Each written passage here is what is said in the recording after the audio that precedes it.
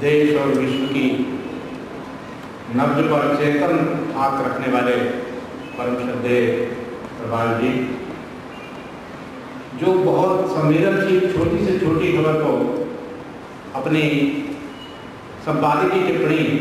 और आलेखन में लाकर हमारे सामने रखने वाले परम आदरणीय मेरे अध्यक्ष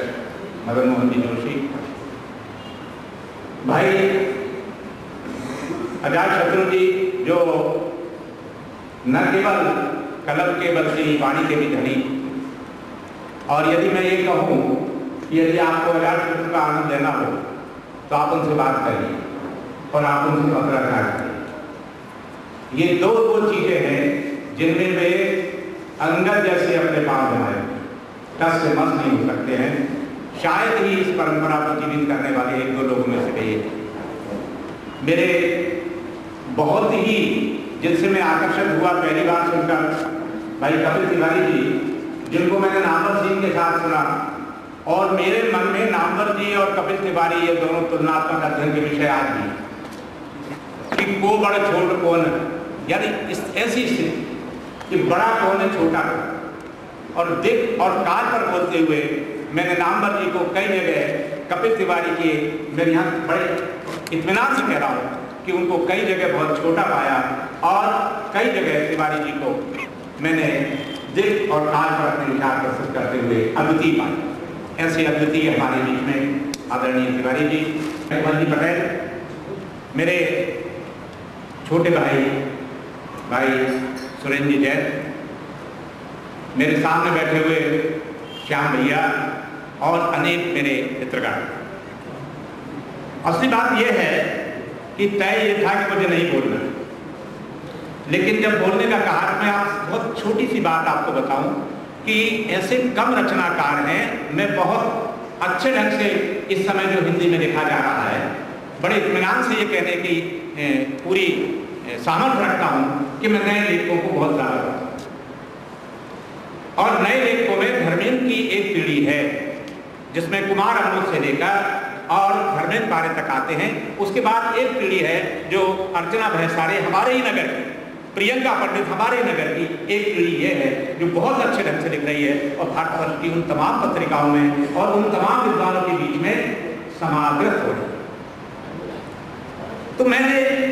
धर्मेंद्र का जब ये पांडुलिपि रख गए, लगभग 1.5 साल मेरे पास ये पांडुलिपि रखे, बार बार हम लोग बात करते रहे, और बात करते करते उसमें धीरे धीरे संशोधन, परिवर्तन इत्यादि इत्यादि होता रहा, और मैंने पाया कि इस युवा कवि में 3 चीजें अद्वितीय हैं। इसकी कविता एक और ये सीधा सीधा प्रकृति के पास जाती है। मैंने देखा कि ये प्रकृति के पास किस रूप में जाती है, तो पाया कि एक किसान मन लेकर प्रकृति के पास जाती है। ये आदमी का बड़ा गहरा निर्माण है। दूसरी ओर जब मैंने देखा तो सीधा का सीधा ये लोक में प्रवेश, और प्रकृति और लोक के बीच में जो सामंजस्य स्थापित करने वाली एक बहुत बड़ी शक्ति इसकी कविता में थी, वह प्रेम इतनी अच्छी कविताएं प्रेम की है इसमें कि हमने, यानी मैं प्रेम का एक कविता बहुत छोटी सी है कि हमने चिड़ियों मछलियों का तैरना देखा, हमने चिड़ियों का मैथुन देखा, लेकिन हमने सचमुच में प्रणय कहाँ देखा चिड़ियों। तब मुझे यह कविता पढ़ते हुए, ये 2 कविताओं ने मुझे बहुत गहरे से छुआ। ये पढ़ते हुए मुझे आया कि सचमुच में जो चिड़ियों का या किसी का जो मैथुन देखता है वो बहेलिया होता है, जो मादा सारस को मारने वाला, और जब वाल्मीकि उसको देखता है कि एक सारस समाप्त हो गया है, तो भीतर से जो करुणा जागृत होती है मादा सारस के क्रयकार की, वह पहला हिंदी का नहीं विश्व का पहला छंद है मानिशान का। जब एक बहेलिया मिथुन रथ सारस के जोड़े में से मादा को मार डालता है अपने तीर से, और वह जो नर सारस है वह क्रयकार मारती हुई उसके वियोग में अपने प्राण का अंत करता है। ये जो है ये अंत कर देना प्रणय है, और केवल ऊपरी शारीरिक चीजें देखना, प्रेम की जो केवल गहरी चीजों को देखता है वो बहेलिया हो। और 8 बहेलिये बहुत हो गए प्रेम के नाम पर, देह और देह का शोषण करने वाले बहुत हो गए। धर्मेंद्र पारे की कविता प्रेम की कविता है, जो बहुत स्थूल रूप से नहीं, बहुत सूक्ष्म रूप से कहीं प्रवेश करती है। और यह प्रेम उसे बहुत बहुत अपने समकालीन कवियों में सबसे अलग बनाता है। और जब मुझे लगा कि यार सबसे बड़ी कविता तो वह होती है जो सारे विकार भूल कर, जैसे तुलसी ने एक जगह कहा है, मुझे पढ़ते पढ़ते ऐसा भास हुआ कि तुलसी जाके मुखन सो धोखे मिक्सेरा बाके पद जी पानी मोरे सिर के जा। मुझे कविता पढ़ते हुए लगा कि सचमुच में धोखे से भी यदि किसी के तुलसी में से इस रूप में संशोधित करता हूं धर्मेंद्र पारे की कविता को पढ़ते हुए कि तुलसी जाति कलम से धोखे से मानवी का बाकी पद की पानी मोरे सिर का जा। धर्मेंद्र मेरा विद्यार्थी है, छात्र है, लेकिन उसकी कविता पढ़ते हुए मुझे लगा कि इसके चरणों की धूल मेरे सिर पर होनी चाहिए। और कविता में ही शक्ति होती है, और ये कहने की शक्ति जो मैं कह रहा हूं ये शक्ति भी होती है, क्योंकि कविता एक ऐसी कला है जो किसी भी प्रकार की इंडिकेशन नहीं चाहती, वह पूरी तरह से निर्भीक होती है। आदिकाल से लेकर आज तक देख लीजिए, 4 बार 24 गज का जो उच्चारण करने वाला चंद्रवरदाई है, उसने 7 पर्दों में बैठे हुए उस मुगल बादशाह के प्राण में वो कविता की शक्ति, एक शक्ति कविता में भीतर से बैठे। आप देखिए इसकी कविता जो अर्चना भैंसारे को मैं धन्यवाद देता हूँ, तो बहुत अच्छी कविता का चयन किया, प्रवाद जी भी उसका जिक्र करेंगे ही। गाय कविता ये लोक कब बनता जब वह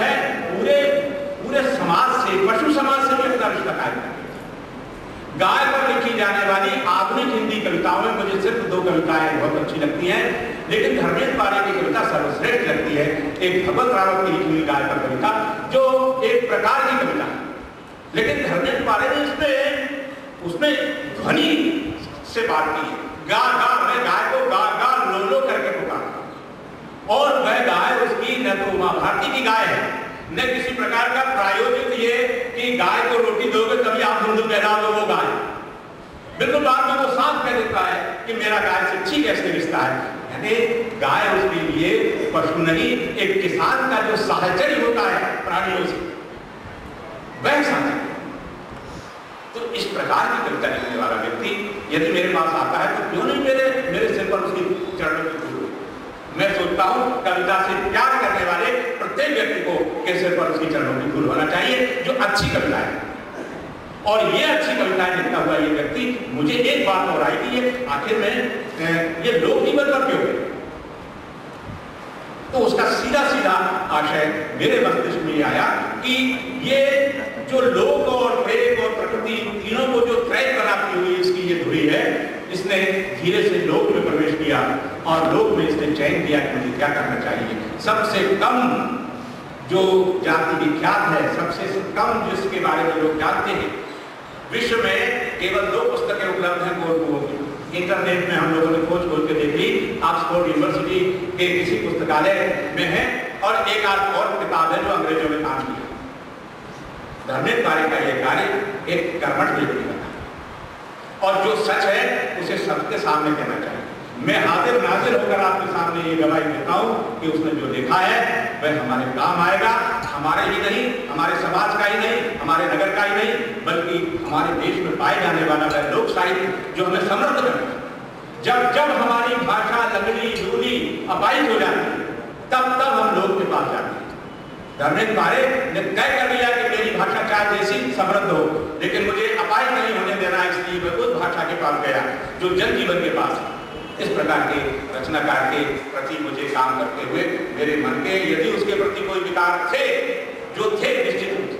वे उस संग्रह को पढ़ते ही भूल गए। मैं ये कविता की शक्ति आपसे बता रहा हूँ। धन्यवाद।